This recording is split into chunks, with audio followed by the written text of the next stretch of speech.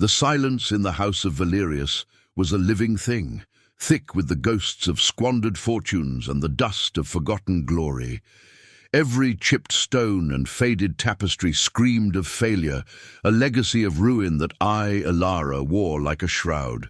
This cold, hollow ache was my constant companion, a reminder that my name was now a synonym for disgrace in the decaying elven kingdom of Eldoria. The weight of it was more crushing than any physical hunger, a deep, soul-level exhaustion from fighting a battle that was lost generations before I was born. It's a feeling of being trapped by the past, a weight I'm sure many of you understand in your own lives. Let me know in the comments your name, where you're watching from, and what time it is for you. And if this story of struggle resonates, please subscribe to the channel so we can face these shadows together. My days were a meticulous dance of managed decline. I wasn't a lady of a noble house. I was its reluctant undertaker, selling off the last remnants of our history piece by painful piece. This morning, it was a silver locket, its delicate filigree cold against my palm before I traded it for a few loaves of bread and a wedge of hard cheese. I moved through our crumbling manor not with sorrow, but with a grim pragmatism that had become my armor. There was no time for tears when the roof leaked and the creditors' letters arrived with the frequency of mourning birds. My mind was a ledger of debts and dwindling assets, my heart a fortress built to withstand the constant humiliation. I had long ago sacrificed dreams of romance or peace for the singular desperate goal of survival. This personal decay was a mirror to the kingdom itself. A mysterious blight crept across the lands of Eldoria, poisoning the ancient forests and sapping the very magic from the air. The leaves on the silverwood trees turned a sickly brown, and the rivers ran sluggish and grey. Our people grew weaker, their characteristic elven vitality fading. Like the last light of dusk, from his isolated throne in the onyx spire, the immortal High King Cailan presided over this slow, inexorable death. He was a figure of myth, a stoic and weary monarch whose endless reign had seen the world change and now seemed powerless to stop its unraveling. His despair was said to be a palpable force, a cold shadow that stretched from the palace to the farthest corners of his dying realm, a kingdom as broken as my own house. The scorn of the High Court was a far more immediate poison. When I walked through the capital's market square, the whispers followed me like carrion birds. The other noble houses, with their vibrant silks and casual cruelty, looked through me as if I were a ghost, or worse, a distasteful reminder of how far a great name could fall. Lord Tyrell's daughter Lyra once made a show of dropping a coin at my feet, a gesture of charity that was a thinly veiled act of dominance, a public branding of my shame.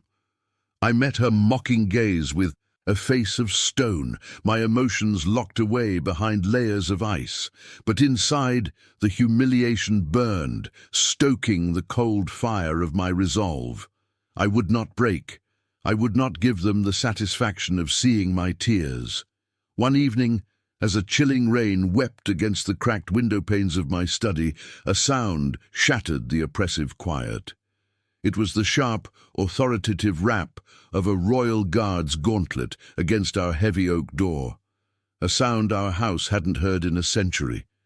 My heart, a muscle I thought, long hardened to surprise, hammered against my ribs. Royal messengers did not come to ruins. They did not seek out the disgraced and the destitute. I stood frozen, the candlelight flickering across a stack of unpaid bills on my desk. The knocking came again, louder this time, an impatient summons that promised either utter ruin or an impossible, terrifying salvation. Something was about to change, and I feared it would demand a price far greater than the last of my family's silver. The man who had sealed my fate was my own father, a poet with the soul of a king and the financial sense of a child. He didn't squander our fortune on vice or frivolity, but on dreams.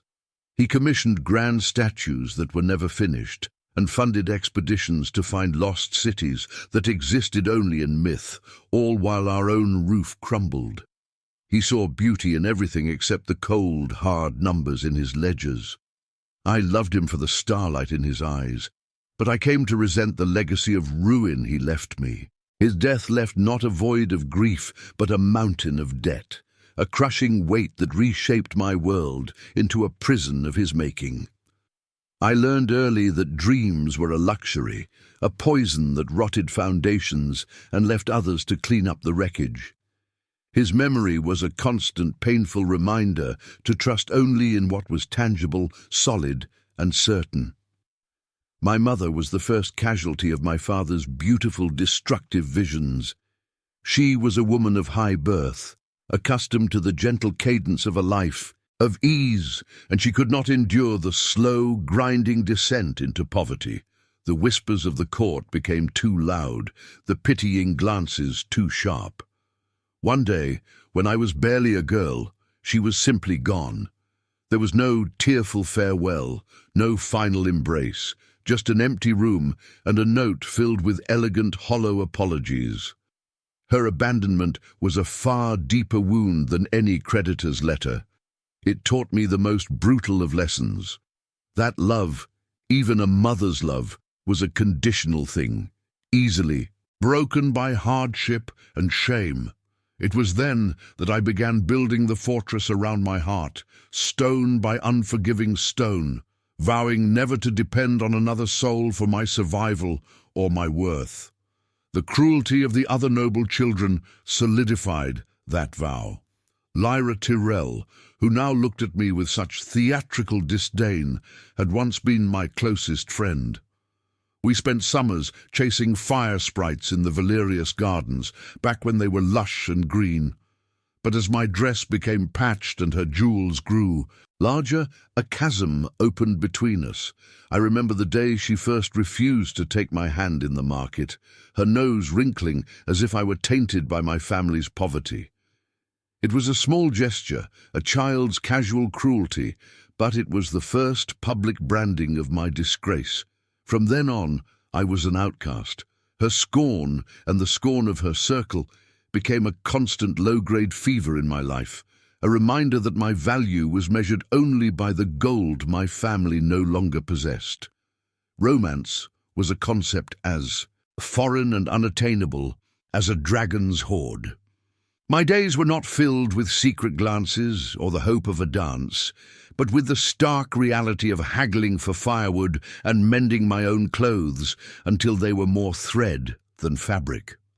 My mind, a relentless abacus, was always calculating. This silver candelabra could pay the baker for a month. That worn tapestry might keep the roofers working for another week. Every beautiful object in my home was not a memory, but an asset waiting to be liquidated. How could I even entertain the thought of a partner when my life was a frantic, solitary effort to keep the walls from collapsing around me? To let someone in would be to show them the full extent of my failure, to expose the raw, gaping wounds of my family's downfall. Vulnerability was a weakness I could not afford.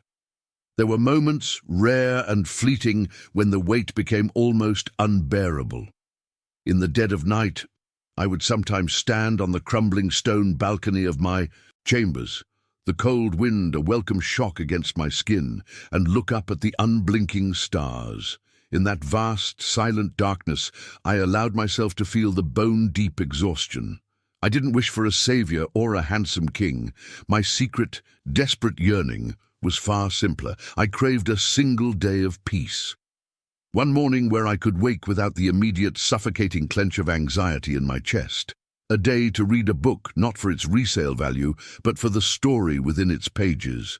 A moment to simply breathe, free from the ghosts of debt and the constant gnawing fear of utter ruin. That quiet, unassuming peace felt more mythical than any fairy tale. When I finally unbolted the heavy oak door, the royal guard stood like a statue of polished steel and judgment. His armor was immaculate, the crest of the High King, a stoic ancient oak, gleaming in the flickering lantern light from my hall. He looked at me, at my patched dress and the decaying grandeur behind me, and his face was a mask of professional indifference. He did not speak, merely extended a gloved hand, holding a scroll of pristine vellum sealed with the king's onyx wax. My fingers trembled as I took it. The seal was cold and unyielding. No explanation was offered. He simply bowed his head in a curt, formal gesture, turned on his heel, and marched back into the rain-swept darkness, his footsteps echoing with an unnerving finality. I was left standing in the doorway, the summons feeling heavier than a block of stone in my hand. The scroll contained not a request, but a command. I was to be escorted to the Onyx Spire at dawn. There was no room for refusal, no mention of the reason for this sudden, terrifying interest from the throne. My mind raced through 1,000 dreadful possibilities. Was I being formally stripped of my title? Was my home to be seized at last? Before the sun had even touched the horizon, 2 more guards were at my door. They did not allow me to gather my things, only a simple cloak. As they led me through the waking streets of the capital, I felt the familiar sting of public humiliation. Merchants stopped to stare, and nobles peered from their windows, their faces a mixture of curiosity and contempt. And then I saw it, looming over the city like a shard of night, the Onyx Spire, home of the immortal king. Its shadow fell over me as the great gates opened, swallowing me whole into a future I could not begin to comprehend. The throne room of the Onyx Spire was less a seat of power and more a mausoleum of duty.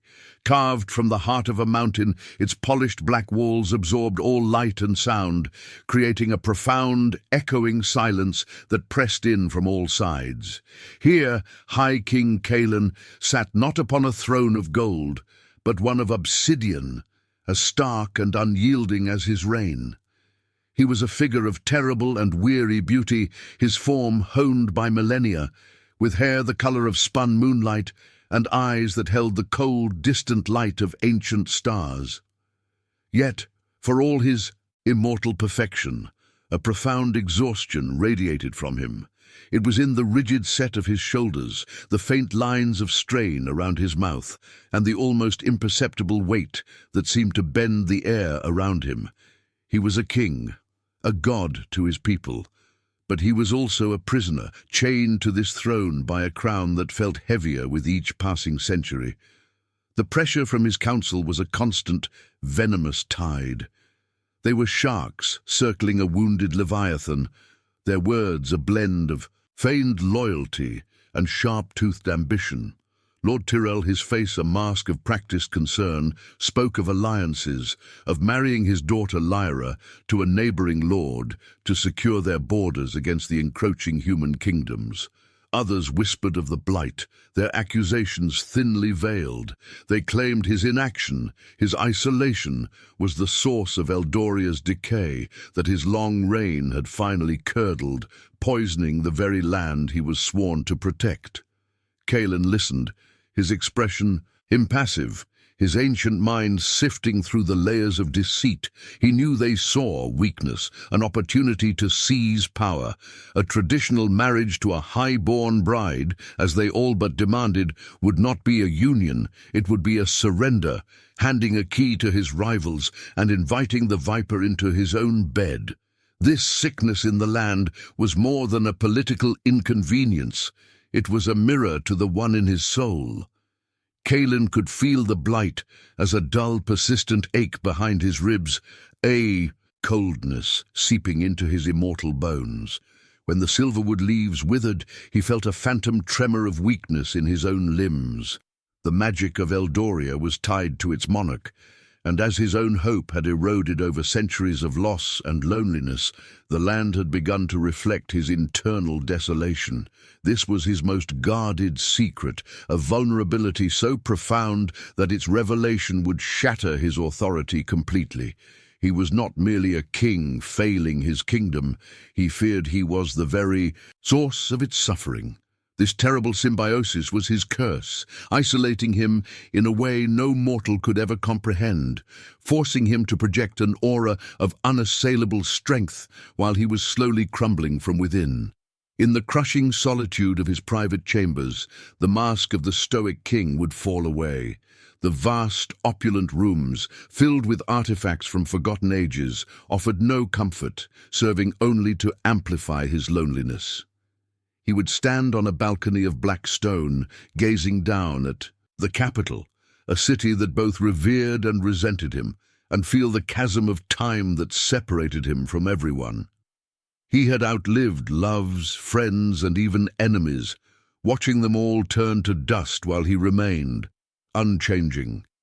This endless existence had forged a numbness in his heart, a necessary shield against the agony of perpetual loss. But the shield had become a cage. He was a king who could no longer feel the warmth of the sun or the joy of his people, only the cold, unyielding weight of his crown and the creeping despair that threatened to consume everything he had ever protected.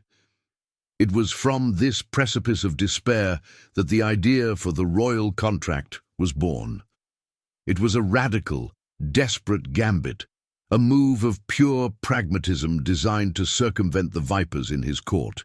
He did not need a queen who would bring more political baggage, more ambition, more plots. He needed a solution. He required a consort with a legitimate noble name, but no power, no influential family to manipulate him, no web of alliances to navigate. She would be an administrator, a manager for the crown's failing finances, and a vessel to provide the heir the kingdom so desperately needed, to project an image of stability and continuity. It was a cold, brutal calculation. And as his advisors scoured the ledgers of the fallen houses, one name presented itself as the perfect instrument: Elara of the disgraced House Valerius. She was a survivor, not a schemer. She was an asset to be acquired. With the decision made, the chilling finality of his power returned to his features. The weary immortal was gone, replaced by the unreadable High King. He called for his captain of the guard, his voice devoid of any emotion, a flat, commanding tone that turned his words into law. The order was given, the summons prepared, the mechanism of his desperate plan set into motion. Miles away, in a cold, echoing antechamber of the onyx spire, I stood trembling, my patched cloak feeling like a beggar's, rags in this place of stark power. I had survived the trials, but I knew nothing of the king's logic, only the terror of his reputation. When a herald in onyx livery finally appeared, his voice booming through the hall, my heart seized with ice. "The High King will see you now."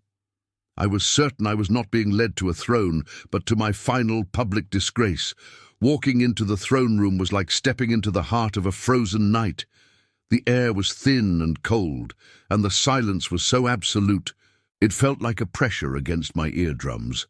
High King Cailan sat on his throne of polished obsidian, a figure carved from moonlight and shadow, his presence filling the vast space with an aura of ancient, weary power. He didn't move, didn't even seem to breathe, but his eyes, the color of a winter sky just before a storm, were fixed on me, stripping away the thin veneer of composure I had struggled to maintain. Every instinct screamed at me to flee, to run from this place of crushing authority, and back to the familiar misery of my crumbling home. But my feet were rooted to the floor, held in place by a mixture of terror and a stubborn, defiant pride that refused to let me bow before I was commanded to. He watched me for a long, agonizing moment, his gaze analytical, as if he were assessing a piece of property. When he finally spoke, his voice was not loud, but it resonated in the stone and in my very bones, a low, melodic timbre, devoid of any warmth. "Elara of House Valerius," he stated, the words a simple acknowledgement of fact, not a greeting. "Your house was once the pride of Eldoria. Your ancestors were architects and strategists. They understood that sentiment is a luxury and survival is a matter of cold calculation. There was no pity in his tone, only a detached observation that made my skin crawl. He was not seeing me, a woman standing before him, but a lineage, a history of failure and pragmatism that he was now weighing on some invisible scale. I lifted my chin, meeting his impossibly ancient gaze, my heart a frantic bird in a cage of ice.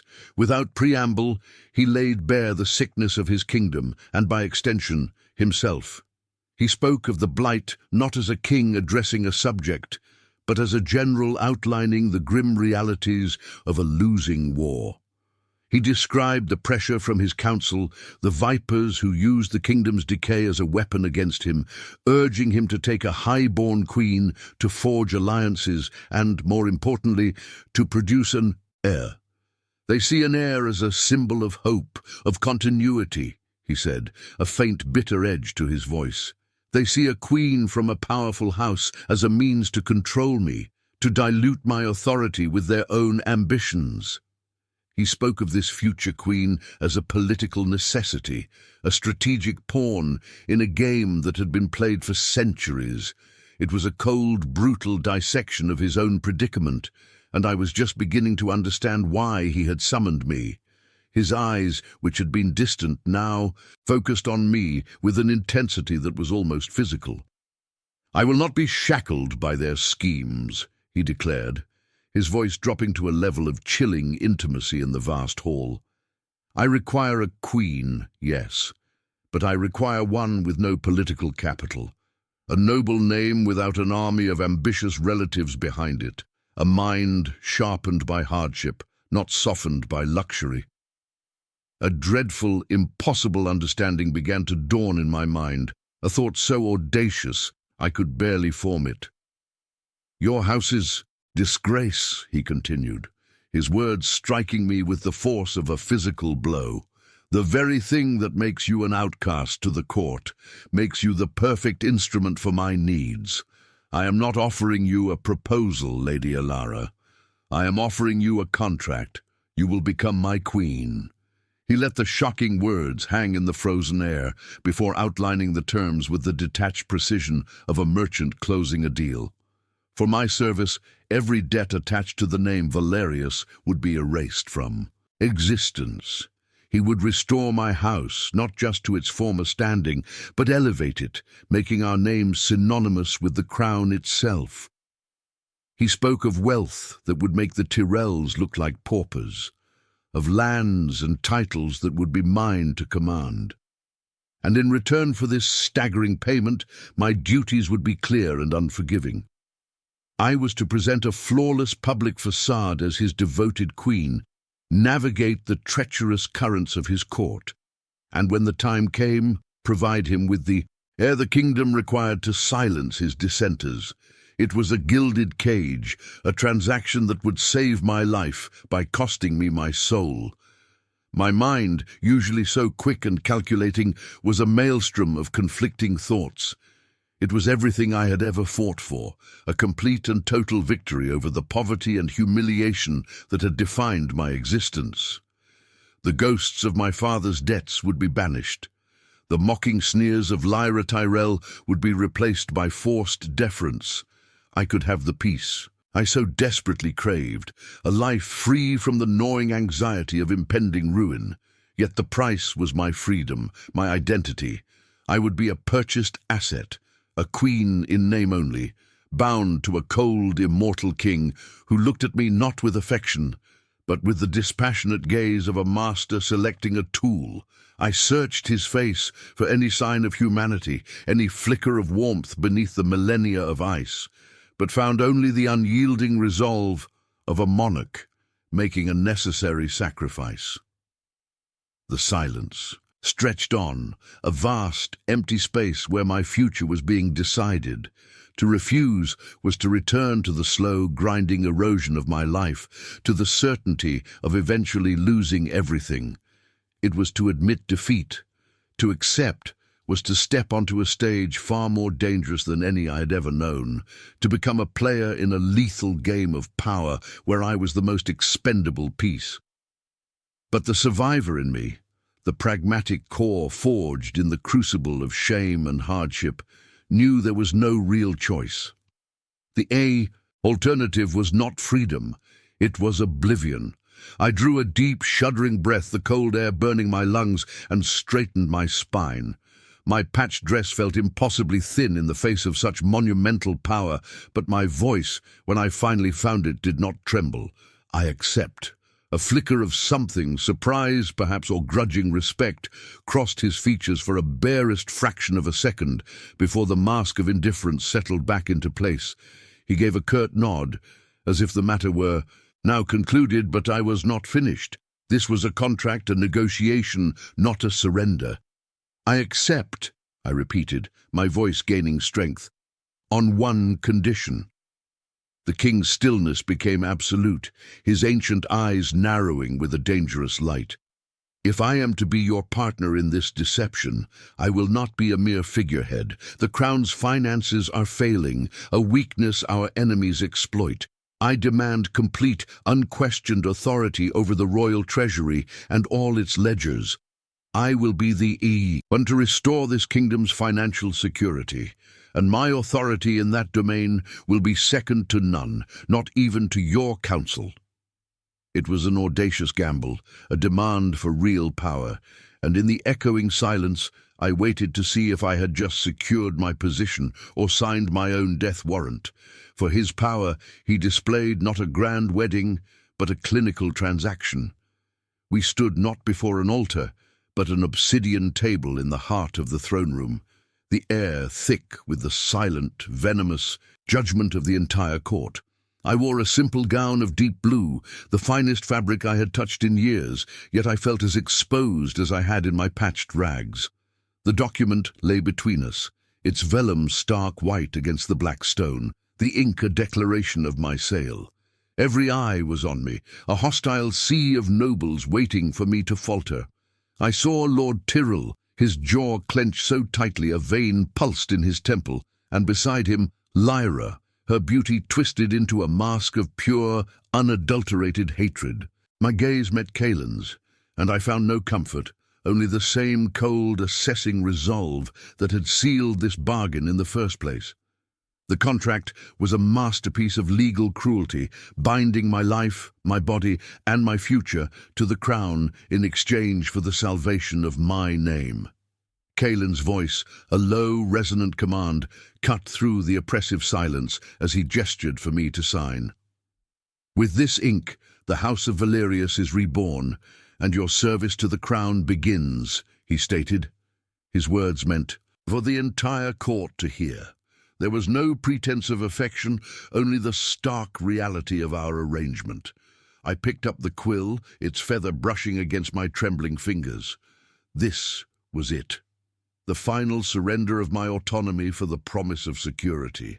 The tip of the quill hovered over the parchment, a single terrifying moment where my past life and my future one were separated by a drop of ink. I took a breath and signed my name, the scratching sound echoing like a death sentence in the silent hall. A collective, sharp intake of breath rippled through the assembled nobles. It was a sound of shock, of outrage, a confirmation that the unthinkable had just occurred. Lyra Tyrell's face was pale with fury, her eyes promising a future of retribution. I could feel the weight of their collective scorn, a physical pressure that threatened to crush me. They saw me not as a queen, but as an opportunistic usurper, a creature of the gutter who had somehow slithered into their sacred halls. This was not a celebration. It was a declaration of war. I had not won their respect, only their focused animosity. From this moment forward, every step I took would be on a path lined with daggers. Every smile I received a mask for a hidden sneer. My victory felt hollow, a temporary reprieve before a far more dangerous battle began.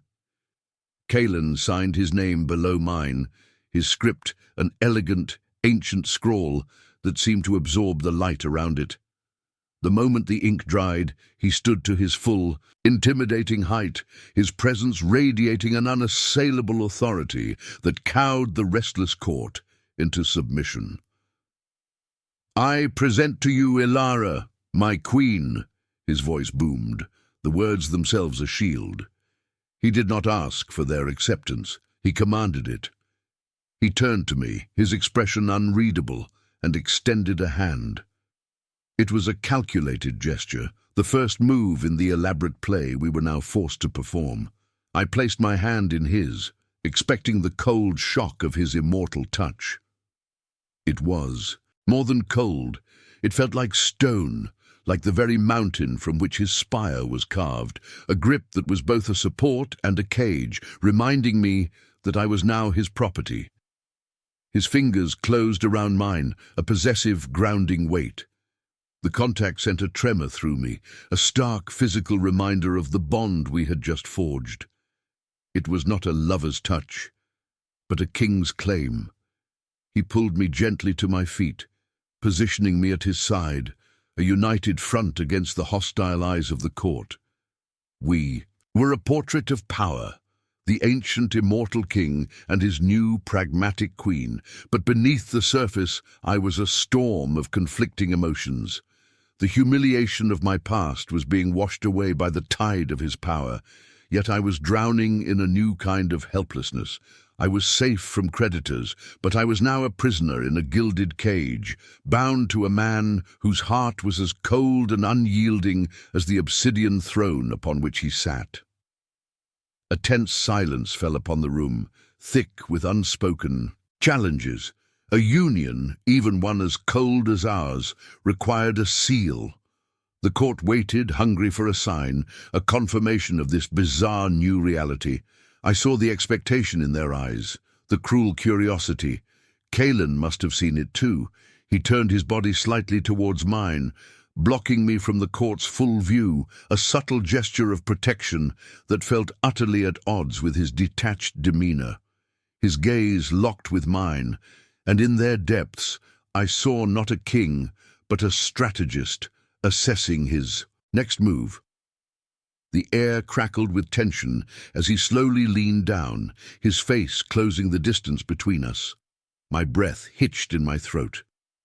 This was not part of the contract I had signed. This was an improvisation, a dangerous step onto unscripted, treacherous ground. The kiss was meant to be a performance, a simple public act to solidify the lie. I braced myself for a cold, passionless press of lips, another part of the transaction. But the moment his mouth touched mine, the entire world tilted on its axis. It was not cold. It was a shock of unexpected heat, a spark of dormant fire that seared through the ice he so carefully projected. There was a flicker of something more than duty in the pressure, a ghost of a deeper, ancient longing that he had clearly intended to keep buried. It was a mistake, a crack in his flawless facade, lasting no more than a heartbeat. But in that single stolen moment, the rigid lines of our contract blurred into something terrifyingly, dangerously real. The pragmatist in me screamed in alarm, while a forgotten, foolish part of my heart fluttered with a hope I had long ago buried. I pulled back, my eyes wide with a question I dared not ask. My mind, a fortress built of logic and survival, was in chaos. The cold, predictable king I had made a deal with had vanished, replaced by an enigma who had just branded me with a touch that felt more binding than any signature. I searched his face for a sign, an acknowledgement of what had just passed between us, but the mask of the stoic monarch had slammed back into place. His eyes were once again distant, unreadable pools of ancient starlight betraying nothing. It was as if the moment had never happened, a phantom sensation that I had perhaps imagined in my own desperation. But my lips still tingled with the phantom heat, a silent testament to the truth. A dangerous, unspoken element had just been introduced into our cold equation. Kalen turned away from me with a controlled, deliberate slowness, his back a rigid wall of denial. He addressed the court, his voice steady and commanding, dismissing them with a curt wave of his hand. But I saw it. I saw the minute tightening of the muscles in his jaw, the way his fingers curled almost imperceptibly into a fist at his side. He was reasserting his control, not just over the room, but over the momentary lapse that had exposed a sliver of the man beneath the immortal king. That kiss had been a miscalculation, a brief, uncontrolled surge of something he had spent centuries suppressing. He was a fortress, and for a single breathtaking second, I had felt a tremor in his ancient walls. It was a sign of a vulnerability so profound, so deeply hidden, that its existence terrified him far more than any political enemy. As the nobles began to disperse, their whispers filling the void, Kaelin turned to lead me from the throne room. We walked side by side, the perfect image of royal unity. As we passed through the great obsidian doors, our hands brushed against each other. It was a fleeting, accidental contact, but a jolt of pure energy, sharp and undeniable, arced between us. We both flinched, a subtle, simultaneous reaction that was a confession in itself. In the echoing silence of the grand hallway, the truth of our situation became terrifyingly clear.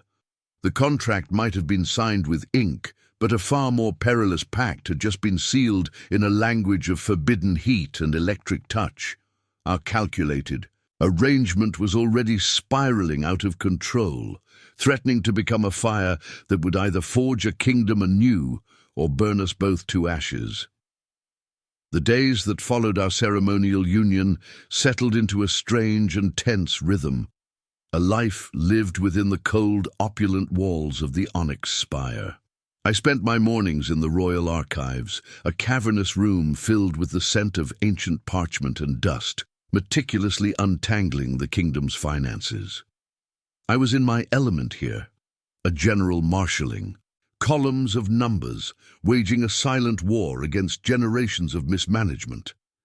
Kaelin would often appear, without a sound, a shadow in the doorway, observing me. He rarely spoke, but his presence was a constant heavy weight in the room. I could feel his gaze on me, analytical at first, as if checking on his investment.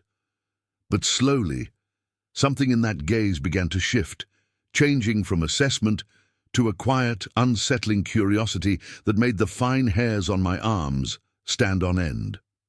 One afternoon, seeking a brief respite from the ledgers, I walked through the palace's blighted gardens. Most of the ancient silverwoods were skeletal and grey, but in a sheltered corner I found a single moon-petal blossom, its petals a defiant, luminous white against the decay.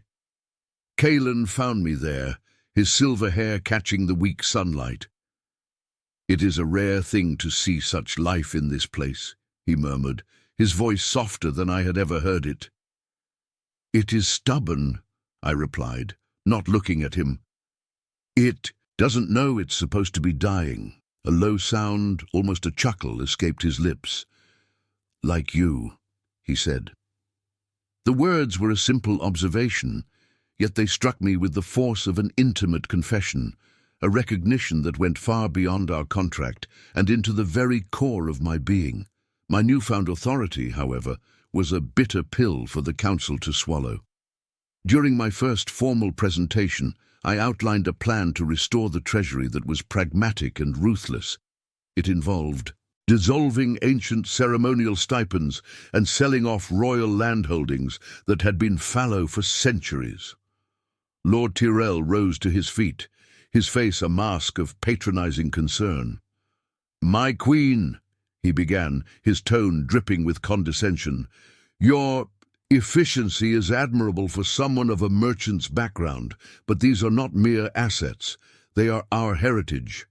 The insult was clear, designed to remind everyone of my fallen status, to brand me as an uncultured upstart, unfit to touch their sacred traditions. The other lords murmured in agreement, their eyes cold and hostile, and I felt the familiar burning sting of public humiliation. Before I could formulate a defense, Kaelin's voice cut through the chamber like a shard of ice. "Lord Tyrell," he said, his tone deceptively calm, yet carrying an authority that silenced the room instantly. "The Queen's authority over the treasury is absolute, for it is my authority. Her name is Valerius, and it is now the name of your Queen. Every word she speaks on this matter is law. If you find her efficiency so distasteful, you are welcome to personally subsidize the crown with your own fortune. Otherwise, you will sit, you will listen, and you will obey." He did not raise his voice, but the power radiating from him was a palpable force, a crushing wave of dominance that left Tyrell pale and speechless. In that moment, he was not upholding a contract. He was defending me, and the look he sent across the chamber was a shield forged of pure, possessive fire. The aftermath of that confrontation left an invisible charge in the air between us. The court was now more wary, their animosity hidden behind a veneer of forced respect, but the change in our own dynamic was far more profound. That evening, at a formal banquet, a young, ambitious lordling attempted to flatter me, his compliments too sweet, his eyes too eager. I handled him with polite disinterest, but from across the hall I felt Kaelin's gaze.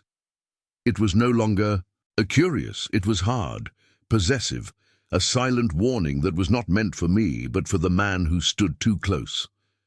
A strange, unfamiliar heat bloomed in my chest. This feeling was not in the contract. This possessive glint, this unspoken claim, was a dangerous and alluring deviation from the script we had agreed upon. Later that night, alone in my vast, silent chambers, the carefully constructed walls of my pragmatism began to crumble. I stared at my reflection in a silver mirror. A woman, adorned in the silks and jewels of a queen, yet my thoughts were not of my newfound security. They were of the cold fury in Kaelin's voice as he defended me, the possessive fire in his eyes at the banquet, the memory of his lips on mine, which still burned with a phantom heat. The transaction had been simple, my freedom for my family's salvation. But this was no longer simple. The cold, calculated lines of our arrangement were blurring into something chaotic and terrifyingly real. A single, treacherous question echoed in the quiet of my heart. Are we really just pretending? The thought was a spark in a tinderbox, threatening to ignite the fortress I had built around my emotions. Kaelin stood on the highest balcony of the onyx spire, the cold wind a familiar, unwelcome companion.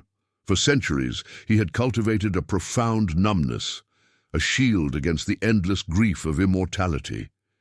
He had chosen Ilara for her lack of emotional baggage, her survivor's spirit, her cold pragmatism. She was meant to be a solution, an instrument, yet he found himself seeking out her presence in the dusty archives, listening for her sharp, intelligent insights in the tedious council meetings. He had defended her not out of duty to their contract, but from a raw, primal instinct he had thought long dead. She was a single point of defiant life in his dying world, and her warmth was beginning to melt the permafrost around his heart. This thawing was an agony, a terrifying vulnerability that threatened to undo millennia of self-imposed exile. Our shared work became a sanctuary. We would spend hours in the strategy room, vast maps of Eldoria spread across a black stone table, tracing the creeping tendrils of the blight. My fingers would point to a failing province, and his would follow, explaining the ancient history of the region, his voice losing its regal cadence and taking on a tone of deep, personal sorrow. One evening, our hands brushed as we both reached for the same marker. Neither of us pulled away. The contact lingered, a silent acknowledgement of the current that now flowed constantly between us.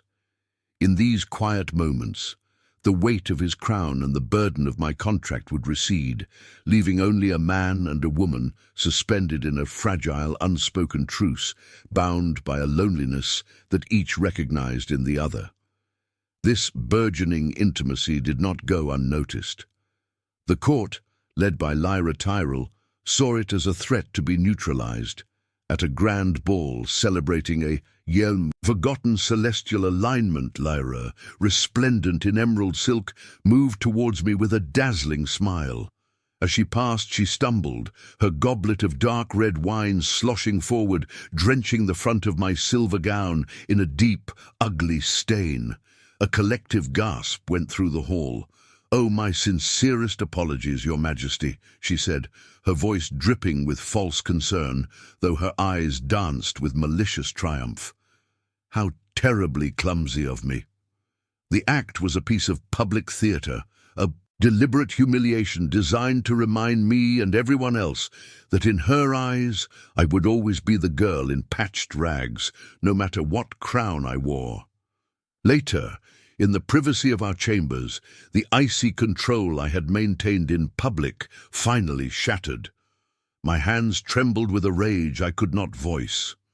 Kaelan entered, taking in the scene, my stained dress, my rigid posture, with a single sweeping glance. I expected him to offer a cold word of dismissal, to treat the incident as another courtly annoyance. Instead, he walked to a wash basin, dampened a linen cloth, and knelt before me. Without a word, he began to gently clean the wine from my gown. The gesture was so unexpected, so profoundly intimate, it stole the breath from my lungs. His immortal hands, which had commanded armies and shaped a kingdom, were tending to me with a focused, reverent care. It was an act of service, a silent apology for the world's cruelty, and it was more potent than any declaration of love. The barriers between us were dissolving, not in a rush, but in a slow, inexorable melt. The pretense of our public life began to seep into our private moments. He started calling me by my name, Ilara, his voice lingering on the syllables as if it were a foreign, fascinating word. I found myself leaving a candle burning for him when he worked late into the night, a small domestic gesture that felt both natural and terrifyingly significant. We were two actors who had been playing a part for so long that we had forgotten where the performance ended and the truth began. Our arrangement, once a shield, now felt like a cage, trapping us in a lie while a powerful, undeniable reality was growing between the bars, threatening to break free and consume us both in its unpredictable flames. Our fragile, evolving world was shattered by the cold intrusion of politics. Lord Tyrell, sensing a shift in the power dynamic and growing bolder, convened an emergency session of the council. He stood before the obsidian throne, his voice ringing with false piety and strategic concern. "Your Majesty," he announced, his gaze fixed on Kaelan, but his words aimed at me like daggers. "The people grow restless. The blight spreads. Your financial reforms are admirable, but the kingdom needs more than a balanced ledger. It needs hope. It needs a future." He paused, letting the weight of his words settle in the tense silence. "It is time for the Queen to fulfill her most vital duty. It is time for you to provide Eldoria with an heir." The demand was an ultimatum, a cold, clinical blade designed to sever the delicate personal thread between us and chain us back to the iron letter of our contract. Lord Tyrell's words fell like an executioner's axe, severing the delicate, unspoken bond that had been weaving itself between us. The air in the council chamber grew thick and suffocating. I did not look at Kaelan, but I could feel the sudden, crushing return of his kingly distance, a wall of ice slamming back into place. The journey back to our private wing of the palace was a silent torment, each footstep on the polished obsidian floors echoing in a chasm of renewed formality. The warmth we had shared, the tentative trust built in quiet moments over ledgers and maps, had evaporated, leaving behind the cold, hard framework of our contract. I was no longer Ilara, his partner in survival. I was the Queen, a vessel for a future heir, my purpose once again reduced to a single biological function. The humiliation was a familiar, bitter poison seeping back into my veins, reminding me that I was, and had always been, a purchased solution. Once behind the closed doors of his solar, the silence broke. "So that is all I am to you," I began, my voice a low, trembling thing I barely recognized, stripped of all its queenly authority and left with only the raw wound of a woman betrayed. After everything, after all these weeks of working together, of this, I gestured vaguely at the space between us, a space that had once crackled with unspoken energy and now felt like a void. "I am still just the final clause in our contract, the womb you purchased to secure your throne." The words were cruel, designed to hurt, because I was hurting with an intensity that terrified me. My pragmatism, my emotional armor, had been eroded by his quiet care, and now I felt defenseless against the brutal terms of our original bargain, thrown back into the role of a desperate girl selling herself to survive. Kalen flinched as if I had struck him, a crack in his immortal composure. He turned away from me, pacing to the vast window that overlooked the blighted capital, his hands clenched into fists at his sides.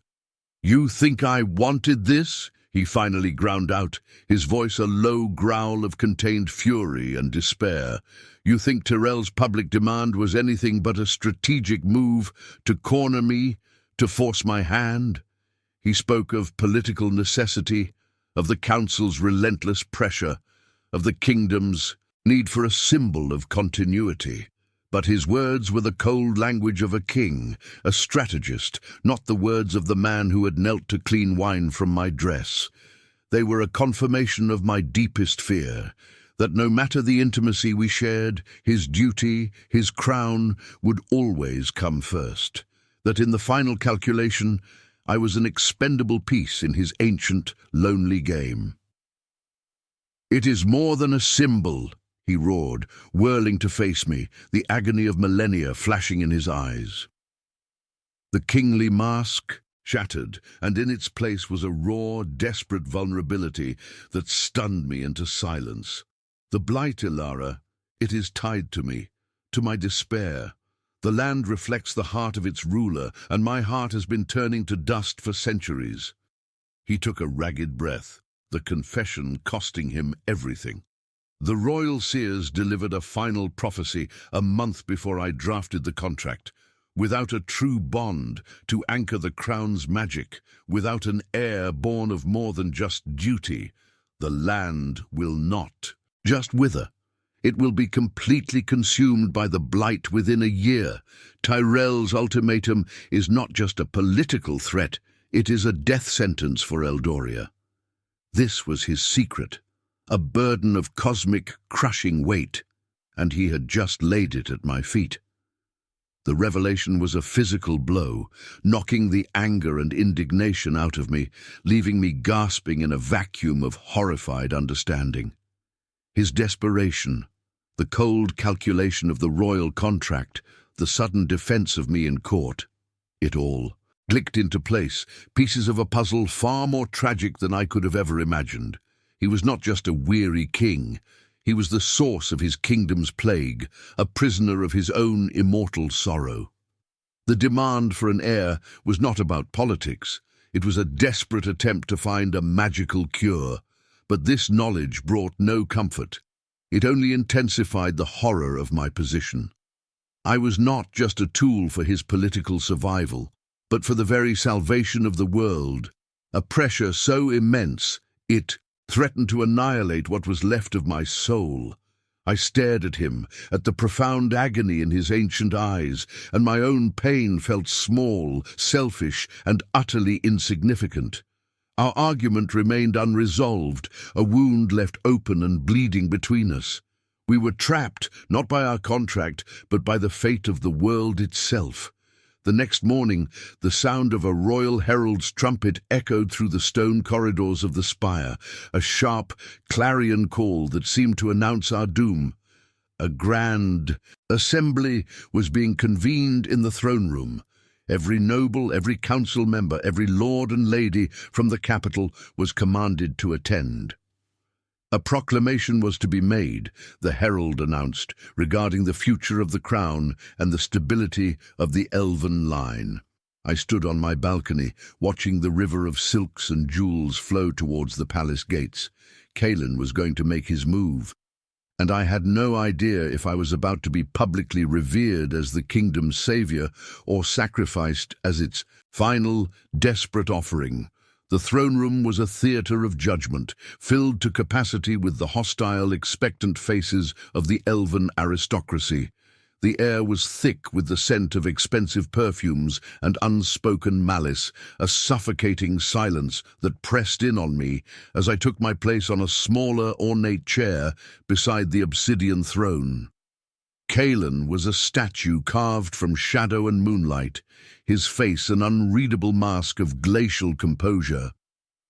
As if on cue, Lord Tyrell stepped forward, his voice a smooth, venomous river of false concern. He spoke of the blight, of the people's fear, and then his eyes, cold and triumphant, landed on me. "The contract has failed to produce the necessary results," he declared, his words a public execution. "For the good of the kingdom, the Queen must be set aside, and a new, more fruitful union must be forged. I offer my own daughter Lyra to heal this fractured court and secure our future." Kaelin did not move. He did not even look at Tyrell. Instead, his ancient starlit eyes found mine across the small expanse of stone that separated us. A profound, aching stillness settled over him, and then he spoke. His voice was not the booming command of a king, but a low, resonant sound filled with a pain that was centuries deep. "The contract," he began, the words echoing in the stunned silence, "was a fool's gambit, a desperate attempt by a broken man to solve a problem of the soul with the clumsy tools of law and politics." He rose from his throne, not with the fluid grace of an immortal monarch, but with the weary weight of a man carrying the world on his shoulders. He ignored the gasps from the court, ignored Tyrell's sputtering outrage, his gaze never leaving my face. "I sought an instrument, a solution. I did not account for the possibility of a cure." He descended the obsidian steps, each one a deliberate shattering of the distance he had maintained for 1,000 years. He stopped before me, his presence a vortex of power and raw, unguarded vulnerability. "The blight is not in the soil, it is in me," he confessed, his voice for me alone, yet loud enough for the entire world to hear. "It is the shadow of my own despair, a loneliness so profound it has poisoned the very magic of this land. I brought you here to be a shield, a political necessity, but your spirit, Ilara, that stubborn, defiant life that refuses to be extinguished, it was not a shield. It was the first ray of sun I had felt in an age." He reached out, his fingers gently tracing the line of my jaw, a touch that was no longer a claim of ownership, but a plea for forgiveness. "I do not love you because you are my queen. You are my queen because I love you. It is the only truth left in this dying world." Tears I had refused to shed for a lifetime of poverty and humiliation now streamed freely down my face. All the pain, all the fear, all the carefully constructed walls of my pragmatism washed away in the face of his devastating honesty. I stood, my own trembling hand rising to cover his. "I was a ruin," I whispered, my voice choked with emotion. "I spent my life trying to keep the walls from collapsing, and I never dared to dream of anything more than survival. You were meant to be my gilded cage, but you became my home." I looked past him at the sea of shocked faces, at Lyra's twisted mask of hatred, and I felt nothing but a distant pity. They could not touch us. I turned back to Kaelin, seeing not a king or an immortal, but the man whose soul recognized the loneliness in my own. "My answer is yes, not to the contract, not to the crown, to you." and I sealed my vow with a kiss, a desperate claiming press of lips that was not a performance, but a promise. The moment our lips met, a warmth that had nothing to do with us and everything to do with us bloomed in the center of the throne room. A single, brilliant beam of sunlight, the first to pierce the gloom of the onyx spire in a century, lanced through a high window, striking the polished floor between us. Where it touched, a delicate silver-leafed vine instantly sprouted from the cracks in the obsidian, unfurling with impossible speed, its leaves a vibrant, healthy green. A collective gasp of pure, unadulterated shock swept through the court. The magic of the land, dormant for so long, was responding not to a royal decree, but to the genuine, soul-deep bond of its rulers. Lord Tyrell stared at the miraculous vine, his face a canvas of shattered ambition, his political power turning to ash in the face of a love that could literally heal the world. Years later, the gardens of the onyx spire were a riot of life, the silverwood trees shimmering with renewed vitality under a warm, benevolent sun. Cailan stood behind me, his arms wrapped around my waist, his chin resting on my shoulder as we watched our young son chase after a cluster of laughing fire sprites. His touch was a constant grounding warmth, the chill of immortality long since burned away by a love that had reforged his very being. The blight was a distant memory, a dark fairy tale told to children, and Eldoria was thriving, its magic as strong and vibrant as the bond between its king and queen. I had once yearned for a single day of peace, a quiet moment to breathe. Now I had a lifetime of them, an endless expanse of quiet joy with the man who saw the survivor and loved her into a queen. If this story of finding light in the darkest of places has moved you, please show your support by liking, commenting and subscribing to the channel for more Journeys of the Heart.